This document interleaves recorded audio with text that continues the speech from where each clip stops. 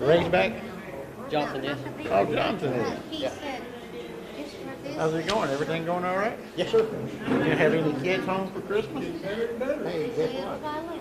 Bruce moving home. Yes, I think. Well, Maybe. she's up there till July. Yeah. But her husband, you know, little we used to be, Right. was a Trumpster. Is he? And his parents didn't speak to him all. So they're from Chicago. Anyway, he's got to get out of that little place. He's going, coming to Texas. Yeah. Good deal.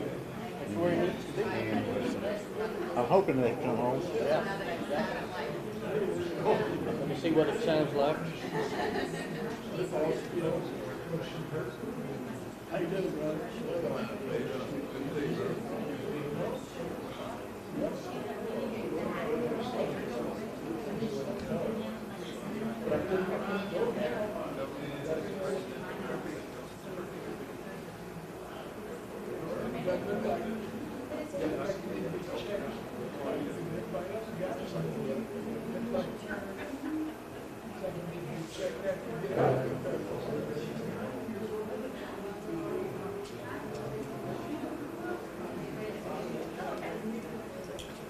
Yeah. That's what I was telling her. Tell her to get her out of All there. you got to do, the speaker's already on. Come on around.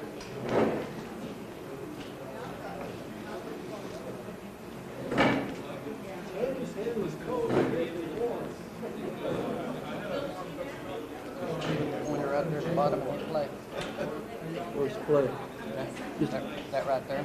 That's play. And then just hit there? Yeah, just your mouse pad. Yeah, just hit it. Okay, thank you. All right, brother.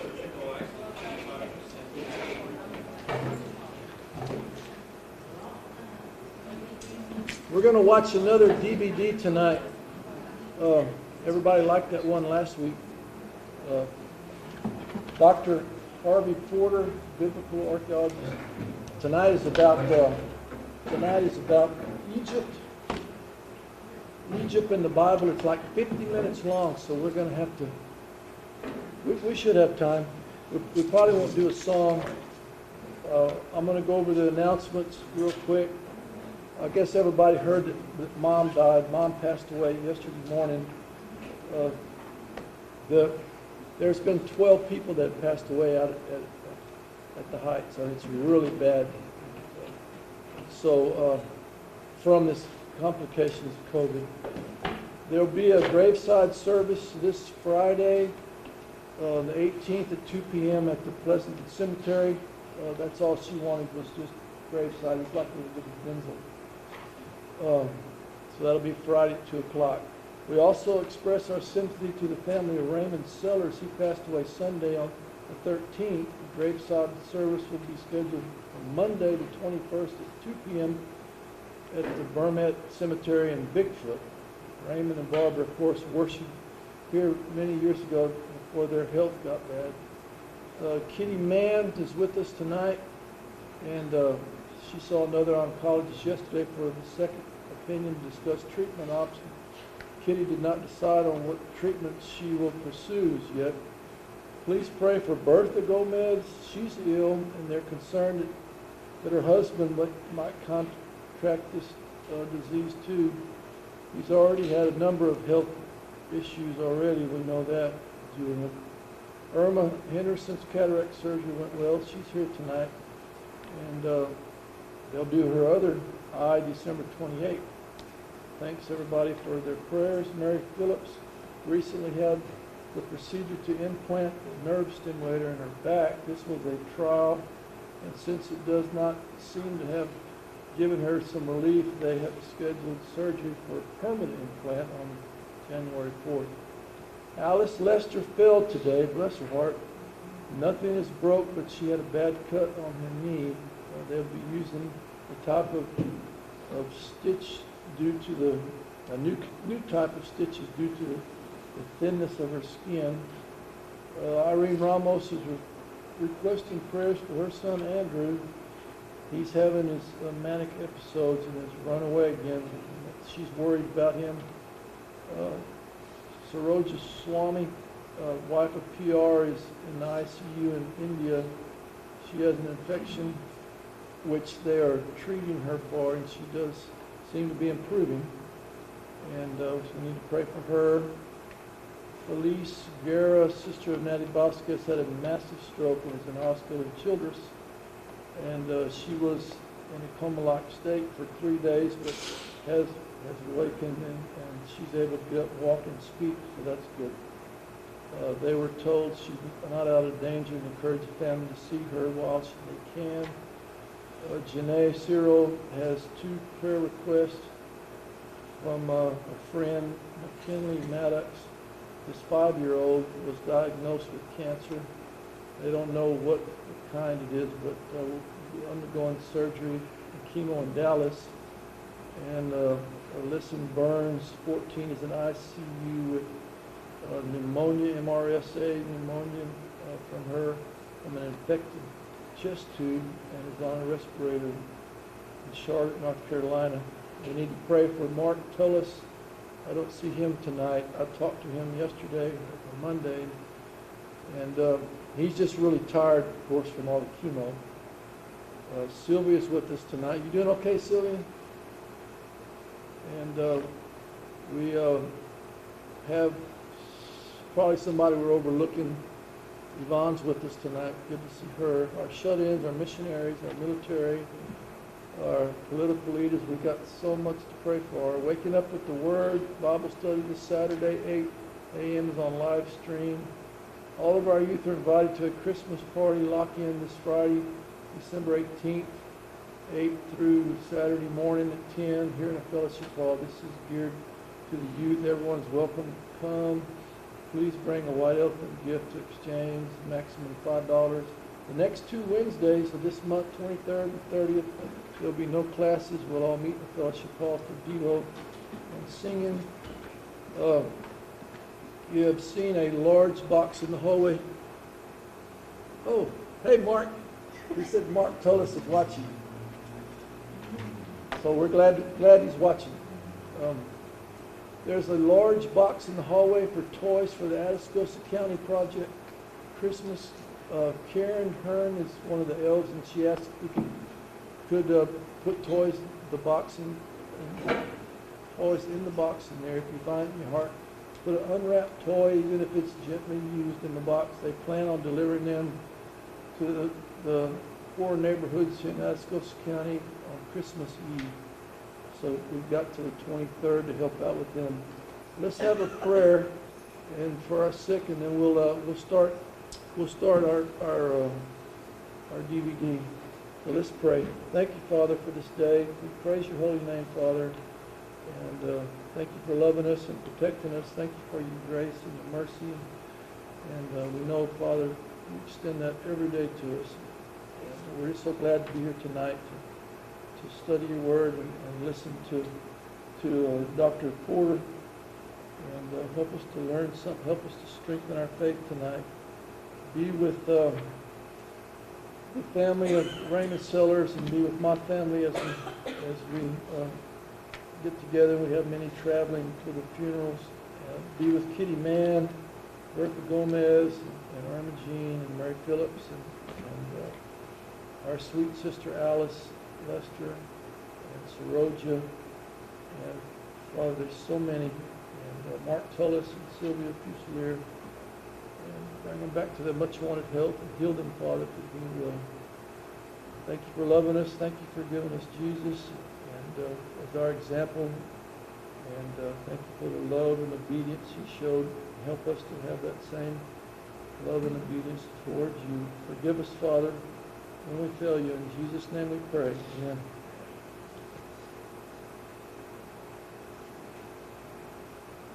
Section, but I hope you are impressed with the fact that Abraham actually lived, and that these series can be verified and corroborated in history. Thank you very much. Stama, can you hear it? Hello, I'm Harvey Porter. This is the second in our series of lessons on the Bible and archaeology. Last time we didn't get to talk about the fact that Abraham made at least one trip over into Egypt. Genesis details this record for us, and today we're going to begin with the great country of Egypt. I really don't know how many passages refer to Egypt in the Bible, but there are many, many passages. Egypt is today, without a doubt, one of the most fascinating places on earth. and the archaeology that pertains to the Bible is truly amazing. And we want to look at some of those places and some of the artifacts that have been saved for us over the centuries. Our map will indicate to you that Egypt was protected quite well in the ancient world. The Mediterranean Sea to the north, a vast desert to the west, and also to the east and even to the south. The lifeline of Egypt was the Nile River. And as the ancients said, Egypt was the gift of the Nile. If you look carefully at the map, you see that we're almost at the geographical center of the landmass of the earth. Some of the ancient people thought that the pyramids were the geographical center, while others said that Jerusalem was the geographical center of the ancient world. We're going to look at a number of places that are listed in the Bible. In fact, I should say at the very outset that 6 of the ancient capitals of Egypt are listed in the Bible. There's no other ancient document that has this kind of reference to the Bible. The pyramids are probably the best sign of Egypt, and people think of Egypt when they think of pyramid. We noticed in the land of Babylon that they also had pyramidal structures, which they called ziggurats. But here we're looking at the oldest man-made structure on the top side of the earth. And the reason I'm qualifying that is Jericho will hold for us the oldest man-made structure as far as we can determine. This pyramid is at Saqqara. Saqqara is the burial ground for the capital city of Memphis, Memphatah. It literally meant the house or the soul of the Pharaoh. This is the earliest capital of Memphis. We firmly believe that Abraham would have come to this part, and this is the northern section of Egypt. And there's no doubt in my mind he would have seen this, Joseph would have seen this, and certainly Moses would have seen it. The children of Israel, however, lived in the land of Goshen, and that's on the eastern side of the northern part of Egypt. This happens to be made of sun-dried bricks, just like the ones we saw in Babylon. The rest of the pyramids are going to be made, at least the majority of them, of cut stone. And certainly the cut stone will last a lot longer than the sun-dried bricks. This was a tomb. Those that we saw in Mesopotamia were for houses of worship, and the house of worship was always on the top of the pyramid. It is our belief that they were on top because they tried to recreate mountains. And since they had no mountains in that very flat area, they made their own mountains in the form of the ziggurat. This is about as high as a 20-story building, 220 feet high. There are literally thousands of sun-dried bricks in this structure. The tomb was beneath the structure, and leading up to all of these tombs was what they called a mortuary temple. This mortuary temple was a place where the body was embalmed, and the family would meet with the soul of the departed Pharaoh on the anniversary of his death at this particular place. I think we are amazed by these stones. They look modern, and you'll notice the light stones in the center over the door. Those are the only new stones that we've recreated and put back into the structure. On the inside there was a long passageway that went down to the section where the soul and the body would be. At least they felt or thought that the soul was there. I'll call your attention to these fluted stones. Actually, the core has been replaced, but these are the original stones. Some date this period of building at 2800 before Christ. The latest date, the lowest date that anyone will put is about 2650 before Christ. You can see the mortuary structures, and they would open into what is called, there's a Timnos wall. And the Timnos, this term literally described a sacred enclosure. So all of this was a cemetery. And the structures here were, as I said, places for the family to come. And the body then would be interred at the base of this pyramid. Now, this is the oldest statue we have on the earth. This is the face and the statue of the king who built this pyramid. His name is Djoser, D-J-O-I-S-E-R. This is in the Egyptian Museum, and it really is quite a relic. It's one of their real prizes. Of course, this statue was buried there when Abraham came. It was not visible at all. Nobody saw it until its excavation in the late 1800s. There were a number of other tombs there, but they were not in the form of a pyramid. There were several pyramids, and these were always for the pharaohs. These were tombs of the nobleman, the vizier, in other words, the secretary of state, that type of person. We have read a lot of novels about how many secret passages and how rocks would fall on you and poison arrows would shoot you. Well, that's really not true. None of those things have been found. In fact, this is the closest thing we've ever found to what our novels use in their descriptions. This is a false doorway. It would lead those who were the grave robbers to think that the body was interred behind that door. Actually, there's nothing behind the door but a solid stone wall. So we're looking at one of the tombs that'll give us some idea of everyday life in the land of Egypt. You see the man milking the cow, and you'll notice that the cow is an unruly cow. They have the head tied and they have the feet tied, and of course what we're seeing there is the very first mention of Texas Longhorns, and I think that's probably where they came from. At any rate, this is a domestic scene of everyday life about 2,800 years before Christ. Now, our scene here is a river scene, and keep in mind that the Nile River not only supplied them water for irrigation, but it was filled with all manner of fish, crocodile, and hippopotami. And look at the reeds and you see the grasshopper. We cannot prove the 10 plagues. They did not record any of this in Egyptian history. And one should not be surprised.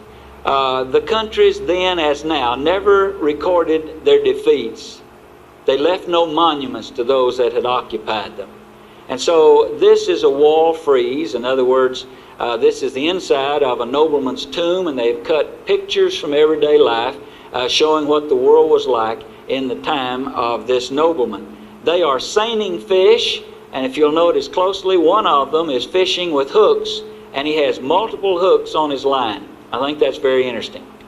Now, archaeology does several things for us. It will show us what we should call illumination. It will illuminate the life and times of people like Abraham and Joseph and Moses. It ties in quite well with what the Bible gives as a description of everyday life. And here, if you look at the bottom of the picture, you can see the crocodile and you can see the hippopotamus. The Nile River probably was teeming with them at that time. And here we have the grasshopper. The 10 plagues are reminiscent of everyday life in Egypt. They had disease, murrain of the cattle. They had dust storms that darkened out the sun.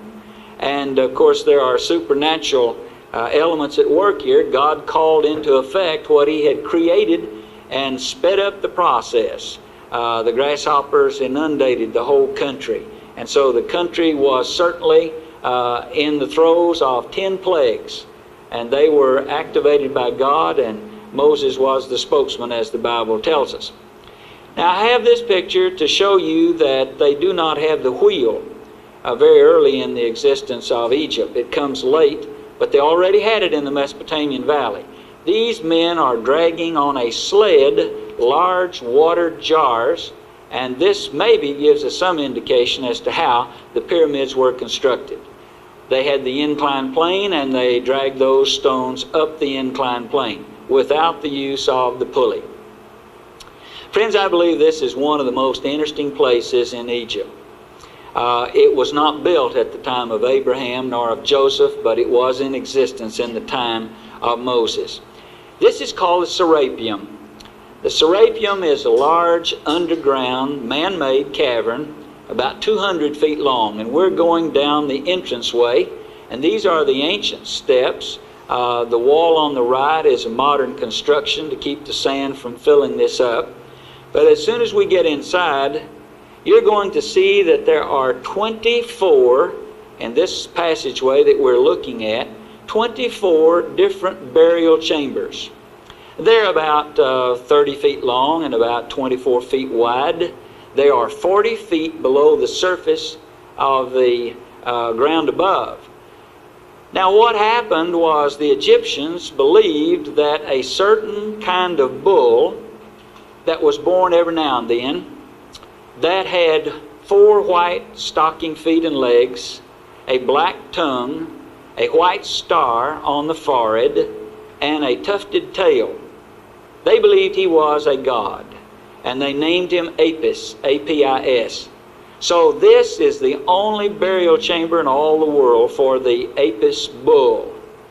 They actually embalmed or mummified the bodies of standing bulls, and there were 24 in this one chamber. We've now discovered another chamber that probably had that many more. But notice the size of that coffin lid. Now, the Greeks named the coffins sarcophagi, or singular was sarcophagus.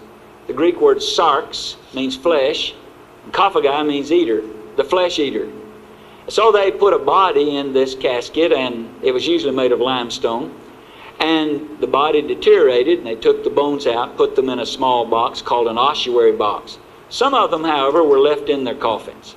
These bulls were left in these coffins. That lid alone weighs from 6,000 to 10,000 pounds. This is Dr. James Arrington, a good friend of mine that's made a lot of trips with me, and he's actually standing beneath the lid of this large sarcophagus. It's made of basalt, which is a super hard black stone that comes from Aswan. I believe that practically all of these sarcophagi came from Aswan. This one is of granite, and there's no granite in this area of Egypt. You must remember that the north part of Egypt is the lower part, and so when we refer to Lower Egypt, we're actually going north. The Nile River is the only great river in all the world that flows north, and it is the longest river in the world, over 4,000 miles long. Look at the square corners of this sarcophagus. We don't know exactly what tools they used, but the workmanship is perfect, and the lid would have fit on that exactly right, exactly square. Now, the reason I'm showing all of these is that we have one of the great corroborations, I think, from the early history of the Egyptians. In the 46th chapter, and beginning with verse 15 of Jeremiah, Jeremiah makes a reference to the Apis bull. This is not found in all of our translations, and the reason is many of our translators did not know how to translate that word. But the Revised Standard Version was the first version to translate, "Will your Apis bull deliver you?" And it is speaking to the inhabitants of Memphis. My point is that when Jeremiah, 500 years before Christ, wrote that passage, he was talking about this place that was known to him and is now known to us. Do you realize that about, 2,300 years passed before we found the place? And you can see why the translators didn't know how to translate that word. It was a strange word. They didn't find any parallel any place. In fact, this is the only place on earth that the Apis bull is mentioned, and that his burial ground is at Memphis. And so we have a direct corroboration here with Jeremiah 46. May I add also that there are 2 noteworthy commentaries on Jeremiah that are new, fairly new. One of them is by J.A. Thompson, a noted archaeologist, and the other is by John Bright, another noted archaeologist. Both of these men, in their commentaries on Jeremiah, say that the phrase should be translated Apis bull, and that Jeremiah was referring exactly to the place we've just been looking at. J.A. Thompson's book is called The Bible and Archaeology, or rather that's one of his books, and he does make a reference in there. But his commentary on Jeremiah is in the New International Series published by W.B. Erdmans, and the other by John Bright is in the Anchor Bible Series. Both of these are scholarly works. And now we return to a colossal statue of Ramses, Ramses II. His name is found actually 7 times in Scripture, and 4 more times to the field or the plains of Ramses, which the old Hebrew said the plains or fields of Zoan.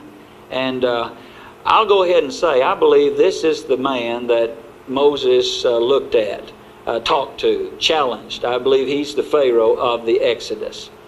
This is found at Memphis as well. And this statue is 40 feet tall. It's made of Tura limestone, very beautifully done. It is a colossal thing. And the amazing thing about it is that we have evidence of the rebuilding of all of these northern cities, especially the capitals, after the Hyksos occupied this country during the time of Joseph. Ramses wanted to obliterate their memory, so he came back, rebuilt the destroyed cities, and set up monuments to himself. That's my wife Sue standing at the base of what is probably one of the most precious of all the monuments of Ramses. This is a sphinx, and the Greeks named them sphinx, and it was a technical term meaning head of a man on the body of a lion. But the thing that's interesting about this is that it's alabaster. Alabaster is a translucent stone. Cut the stone thin enough and the light will penetrate. So Ramses had prized this find. It's one large vein of alabaster, and he had a colossal sphinx. It is 10.5 feet tall and 12 feet long, and it sits still at Memphis, which is a capital city that he rebuilt. Now we're moving to the capital city of On. On is listed in the early part or in the latter part of Genesis, and the Bible tells us that Joseph married the daughter of Potipharah, a priest of On. On is in modern Cairo today, and we can't find hardly any of the ruins on account of the fact that the modern city is built on top of it. There are a few relics there, but we can find the burial ground that was adjacent to On, and that is Giza. And here is the greatest monument of that burial ground. This is the Great Pyramid. If you know and have a vision of what a 48-story building is like, that's how tall this pyramid is. It is one of the seven wonders, or they were, one of the seven wonders of the ancient world, and they're one of the seven wonders of the modern world. I'm sure that you're acquainted with von Daniken's work, The Chariots of the Gods, and in his book, which was made into a movie and also a television production, he said that these could not have been made by ancient people. They were too dumb. They did not have that technology. That they were built by gods of outer space. Well, we have a phrase in archaeology for him. He's not a trained archaeologist. He is a psycho-ceramic. That is cracked pot. And I hope you follow my line of logic. Yes, I am poking fun at him. If he had done just a little bit of reading, he would have found that these pyramids have Egyptian names of the work crews inside at various levels, and they say work crew A got this high, and the inscriptions are in hieroglyphics. So these ancient gods from outer space landed right in the middle of a cemetery. There are 9 pyramids in the great complex here, and we now know exactly the names of the men who built them. They have clusters. This is Mycerinus. This is the smallest of the 3. And you see in the background probably pyramids of his wives. And there are 1,100 other tombs and graves throughout this complex. So it was a large cemetery. It was a cemetery for the capital city of On, just like Saqqara was a cemetery for the capital city of Memphis. And we'll see yet another cemetery that was for the city of Thebes, which is No Ammon in the Bible. Well, we've got a lot of questions about the Sphinx. We now know who he was. He belonged to the builder of that second pyramid, and his name was Khephren. There are all kinds of stories about why his nose was shot off, and we have no certainty about whether it was done by the Turks or by Napoleon Bonaparte or by Christians, and these are the legends that exist. This is an alabaster head of Khephren, and as I said, he's the builder of that second pyramid. The pyramids are one solid mass of stone. They do have sometimes as many as 3 or 4 burial chambers inside, but each one of them was made for just one king. We estimate that it took 40 years to build the Great Pyramid. We're not sure of that, But the stones in the pyramid, and here you can see a close-up of them, are approximately 4.5 feet long, about 2.5 feet high, about 2.5 feet deep. And the weight, when they are this size, is 5,000 pounds. Now this is Khephren, and that is his pyramid behind him. And you'll notice the white facing stone at the top. That is Tura limestone, and it went from top to bottom. In fact, all of these pyramids were faced with that stone, making them very smooth indeed. There would not have been any way to have climbed to the top. Would you like to go inside? Well, we're already inside. And here we're passing through one of the long passageways leading to the burial chamber. I have pictures here of both burial chambers, and we are now in the pyramid of Khephren. It's easier to get to the burial chamber in it than it is into the Great Pyramid. But there aren't any stones that fall on you. There weren't any secret passageways. It's a rather arduous climb today. These handrails have been put in modern times. That enables us to climb a little more easily. And when we get to the center of all of these pyramids, and incidentally the third, the smallest, the one by Mycerinus, has now been opened up, they have found a sarcophagus in each one. This statue of Khephren was found in the second pyramid. It's one of the beautiful artworks in the Egyptian Museum.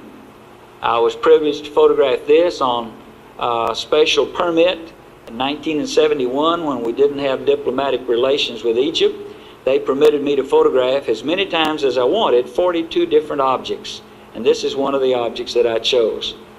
And we're looking at what? 2,750 years before Christ, most people would date. Well, I wish von Däniken had gone inside. He would have found a casket. He would have found a sarcophagus. That's my wife and one of my young friends, and they're standing in the casket. Every one of the pyramids was used as a burial chamber. That's what they were for. There are approximately 88, and it's according how you count, pyramids. They come in a period of 200 years, and the Egyptians, like us, soon learned that the pyramids were not doing their job. They hoped that the pyramid would protect the body of the pharaoh. They hoped that it would preserve the gold and the silver and the precious stones that he interred with his body. But it didn't. In fact, they were robbed very early in their existence. The pharaohs, along with all of the people of Egypt, had a strong belief in life after death. And these pyramids are monuments to that ancient conviction: man will live again. I might add that archaeology has found in practically all of these ancient civilizations that every one of them believed we would live again. It's only in modern times that we've come up with the idea that there is no afterlife. It's only in modern times that we can really call someone atheist. Practically all of the ancient people believed in a multiplicity of gods, and the Hebrews alone believed in one God. You're looking at a beautiful statue that's in the Boston Museum of Fine Arts, and this is of Mycerinus, and he is the builder of the smallest of those three in that complex. This is called the Mycerinus Triad, and of course what we have is a picture of him with his wife, and incidentally his wife is on the left. The woman in the center is the goddess Hathor. She's goddess of cattle, and she's also a protector of kings. Notice around his waist, her hand is around his waist, and her right arm is on his right arm. She's patting him there. And I'm not sure, maybe you can tell, look closely at his face. I see a slight smile. And look at her face. I see I think a grin or a smile there. They look happy. And look at his wife's face. I think I see a frown. At any rate, it's my loose translation of the hieroglyphs across the bottom of this statue that she is saying, "You old heifer, you." And I think that's where that phrase originated, and it's come down to us even in modern times. Please excuse a little bit of levity. We're dealing with an old subject and a dry subject, and so we have to break it up every now and then with just a little bit of humor. I hope there's some joggers watching this, because if you started on the corner of this pyramid and jogged all the way around it, you would have run the length of the football field 10 times. And if you did it in Cairo, Egypt in July, you would keel over with a heart attack. I guarantee you. Think of this. We are looking at 485 feet of stone. Now, friends, let me challenge you a little bit. The theory of evolution proposes that man has made a continual climb in knowledge and dexterity and ability. That is the tallest structure on earth, and it was made, what, 2,750 years before Christ? Now look at that. We're nearly 5,000 years from the time that was made. There was not made on this earth another structure of comparable height or to exceed that in height until the Eiffel Tower in Paris at the turn of this century. What about the idea that man was getting smarter and building on all the things that he'd done before? What about the idea that we would profit from the past and be able to do even better? Friends, that proposition is not true. One of the things that we have found in history is that sometimes a dumb nation can destroy a smart nation, and that some of their technology perishes with them. And it may take years for us to recapture that technology. I'm going to make a reference to that point again in this presentation. So we are looking at the Great Pyramid, and we see that the Great Pyramid, with this mass of stone, was a monument to the belief of in a life after death.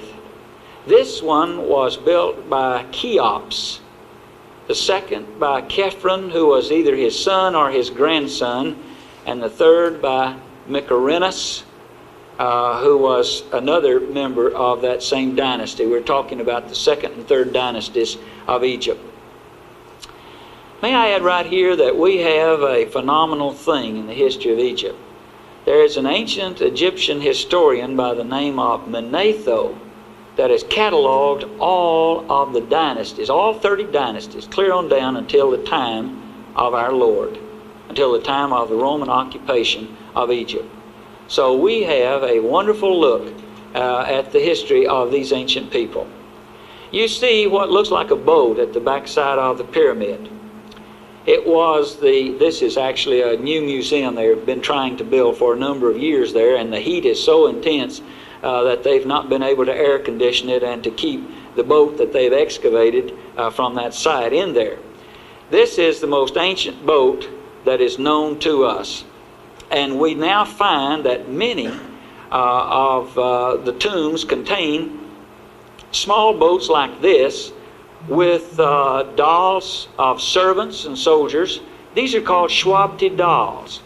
The idea was that these models would become life-size in the next world, and they were interred with the Pharaoh, and then they would reach life-size and be able to serve him in the next world. Now, the point I want to make is that not only did they make small models like this, but they made large ones like this. And two have been found there by the Great Pyramid. Now, this one is a very new one. This is 1,300 years before Christ.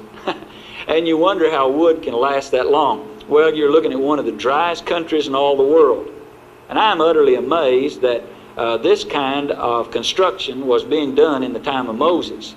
This is the very period, I believe, that Moses would have been there. And we're looking at a boat that would give us some idea of what the people could build. Now, here is one of the two old ones that were excavated at the Great Pyramid. I believe you're looking at the oldest wood on earth today. And if the Great Pyramid was built 2,750 years before Christ, this boat was buried there with the pyramid, or at the side of the pyramid, at that early time. The reason is the Egyptians believed that the soul of the Pharaoh came out of his body at night. They actually cut a hole or a tunnel, small tunnel, all the way from the interior of his burial chamber to the outside on the east and on the west. When the sun arose, his soul joined the sun in its chariot and went all the way across the top of the sky when the son went to bed at night, his soul came back into the body of the Pharaoh. Now, we'll have more to say about that in just a minute. Well, as the sun slowly sets in the west, we'll have to leave the pyramids. But keep in mind, the children of Israel did not build the pyramids. They were probably 1,000 years old when Abraham got there, and even older than that when Joseph got there, and much older than that when the children of Israel and Moses got there. Now, how many of the children of Israel saw them? Well, I'm not sure very many of them did. But Moses certainly did, because he was reared as a Pharaoh's son. We know in history that the Hyksos, probably Canaanites, maybe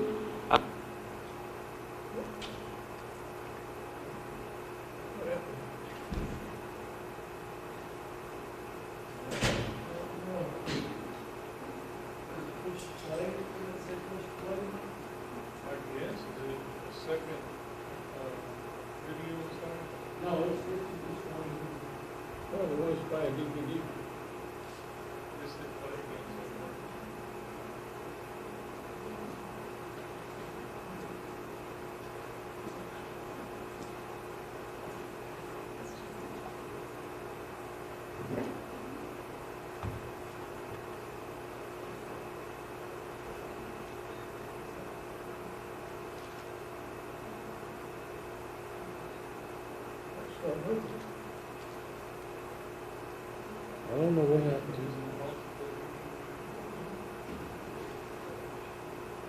It just stopped right in the middle of the. Right in the middle of it.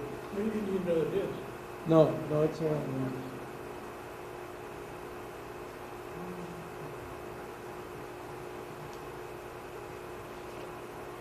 It's got two.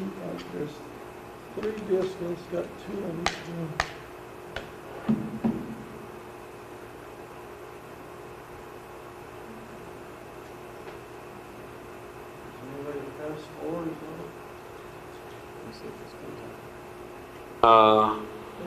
Could have been Amorites. At any rate, these people came in and occupied the northern half of Egypt. The question arises, did they leave anything? Yes, we know of about 4 or 5 sphinxes that probably belong to them, and these are in the Egyptian Museum. Now, you see across the bottom of this base for the sphinx hieroglyphic signs, which are signatures of a king. And this is called a cartouche.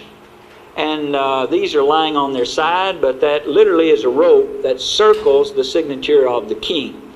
This one has 8 different king signatures on it, which gives us an indication that the kings that followed put their names on this same sphinx. In other words, we think these sphinxes were made by the Hyksos, and that these are the only relics that have come down to us from 1725 before Christ, when we think the Hyksos came in, to about 1550, when this man, Ahmose the First, drove out the Hyksos, and we think he could possibly be the one that the Bible refers to, and there arose a Pharaoh who knew not Joseph. Now listen to this, Ahmose, M-O-S-E, that's Moses. You find that name in the name of a lot of the pharaohs, and I'm going to show you some of them that bear that same title. This will amaze you. This is on the outskirts of Cairo, and on one trip as we passed by, I asked the guide, "What is that?" He said, "Why, that's straw. Actually, we're looking at a pile that's about 40 feet high." And I said, "What for?" And he laughed again. He said, "Well, for making bricks." They still make bricks just like they did in the time of the children of Israel. Now, these particular bricks are in the Oriental Institute here in the United States at Chicago. And they're fascinating indeed. Why? The pharaohs put their signatures on them. And the brick you see in the center has the signature of Ramses II. I believe he's our man. I think he's the villain. And I think the children of Israel made bricks just like that. And I would even venture to say that could be one that they made, because they labored in the fields of Zoan and they put together bricks of this sort. And these bricks have come from a number of places, and there are many more that are still in these places. Can you see the straw content in both of these bricks? I gave this presentation one time at Los Alamos, which is certainly a scientific city. And one of the scientists there mailed me an article where chemists had analyzed straw content in clay bricks. And they found that it was not the fibrous nature of the straw that made the brick strong, but the straw had a juice in it that acted as a catalyst, and it formed a glue in the brick, and that's what made the brick strong. Now, the ancient people didn't know why they were strong, but they knew that bricks made with straw were stronger than bricks not made with straw. When the Hyksos were in the northern part of Egypt, the Egyptians retreated, and the children of Israel were left in the north probably with the Hyksos, and they were in favor. Now, when they retreated, they went to the south, and 450 miles from Cairo, we come to what is called Luxor and Karnak today. And you can see a modern building there in the background. But these modern buildings surround a number of very ancient buildings. These buildings were built 1600, 1500, 1400, 1300 years before Christ. Did Moses see them? Indeed he did. This was the illustrious capital that the Bible referred to as No Ammon. Now, if you have a translation that has Thebes, it is because of the influence of the Greeks. And when the Greeks came in, they changed these names, and Thebes is the Greek equivalent of No Ammon. Now, we also know that the Septuagint version used all of these names. And so this is the Thebes of the Septuagint and of many of our modern translations. Friends, that wall right there is 80 feet high. We are passing through the portals of a series of 7 different massive temples. These sphinxes on the right-hand side all have Ramses between the feet and beneath the chin of a very interesting sphinx. I said a sphinx is the head of a man on the body of a lion. You'll never find this anyplace else. These are called Syro-sphinxes. That is the head of a ram. And Amun was the god who was depicted as a ram. This city is the city of Amun, No Amun. And that's literally how it is in our Hebrew text. And that's Ramses, that small statue at the base, between the feet of all of these. And there were so many of these, they actually went from the entranceway here down to the Nile River, which was 1 mile away. And so all of these describe Ramses, one of the great builders of this complex. I'm on top of that Timnos wall, and the first trip I made there, we were permitted to climb up there. I never have been able to go up since, and of course they don't allow it anymore. If you look at the large column on the right, we have another Bible character that is depicted here. His name is Tirhakah, and we'll have more to say about him in the 4th of this series, because he is the Egyptian king who tries to come to the aid of Hezekiah when Sennacherib, the Assyrian king, is besieging Jerusalem. So he's listed in the Bible. He built what is called Tirhakah's court there on the right. That column is about 65 feet high, and it has been said that 125 men can stand on that capitol at the top. In other words, if you put them in a circle on the ground, that many men could stand in close company on top of that. Well, it gives you an idea of this massive size. Look at the complex just in the center there, all of those columns. That's called Hypostyle Hall.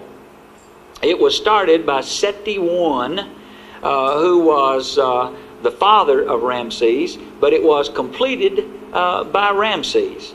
And as we make our entrance, as we go to the front part of it, you get from the ground level an idea of this immense size and what a place it is. This has stood the test of time. You can still see the dirt that is piled around this Timnos wall. And the interesting thing is that is ancient. That was there even from ancient times. Now we're going to go in and look at some of these columns, and keep in mind that I think Ramses is the Pharaoh of the Exodus, and that he would have seen all of this while it was in its heyday and in its glory. And all of the pictures on this facade at the entranceway are of Ramses. And actually these are about 70 feet high here. It's just overwhelming. The Greeks were amazed by what they saw. And Herodotus, the Greek historian, 400 years before Christ, called this Thebes, the city of 100 gates. If you've been to Jerusalem today, the old city has 8 gates. It gives you some idea of what the size of this city must have been 400 years before Christ. Now look at these massive columns.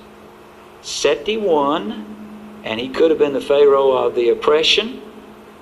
Ramses II, his son, built this apostyle hall. And you see a window there in the center of the picture. It's made of stone. And the slats in it are made of stone, trying to get some ventilation in this very hot section of the world. They had no way of spanning a large open area, so those columns are very close together. The building beams across the top were not wood. They were stone. And if you stretch one of them very far, the weight of the stone causes it to collapse upon itself. Now we're looking at a wall frieze of Ramses. This is very important. He records here his supposed victory. He says victory. When he fought Hattusilus, the king of the Hittites. This is the first non-aggression pact in history. Now we'll have more to say in the third series about the Hittites. But suffice it to say that critics of the Bible have for many years said that there were no such people as the Hittites. Well, we now know that the Hittites were one of the 7 most powerful of the ancient nations. And this bears testimony to that.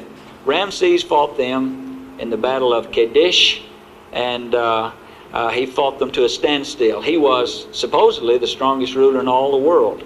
He could not defeat these Hittites. This colossal head of Ramses is in the British Museum. And I'm sorry, this is not a Ramses. This is of Amenophis III, who could have been the Pharaoh of the Exodus. At least some think that he was the Pharaoh of the Exodus. And this is a complex that he built at the same site.